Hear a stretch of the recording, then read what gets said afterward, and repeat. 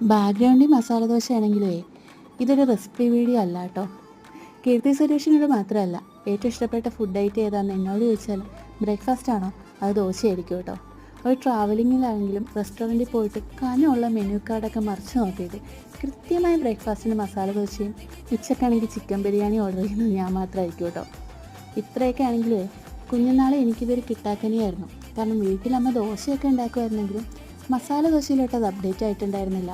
പിന്നെ പുറത്ത് പോയി ഫുഡ് കഴിക്കുന്ന ശീലം ആർക്കും ഇല്ലായിരുന്നു താനും. പിന്നെ ഇത് കിട്ടണമെങ്കിൽ നാട്ടിലൊരു കല്യാണം വരണേ. കാരണം കല്യാണത്തലേന്ന് അന്ന് നാട്ടിലൊക്കെ സ്പെഷ്യൽ ഇതായിരുന്നു കേട്ടോ. പിന്നെ അത് ബിരിയാണിയായി. പിന്നെ ഇപ്പോൾ കാറ്ററിങ്ങിൽ എന്താല്ലേ കിട്ടാത്തത്. അന്നൊക്കെ കിട്ടാക്കനിയായിട്ടുണ്ടായിരുന്ന ഇത് ഇപ്പം നമ്മുടെ കയ്യെത്തും ദൂരത്തുണ്ടെങ്കിലും സ്വന്തമായിട്ട് കുക്ക് ചെയ്ത് കഴിക്കുന്നത് വേറൊരു ഇത് തന്നെ കേട്ടോ.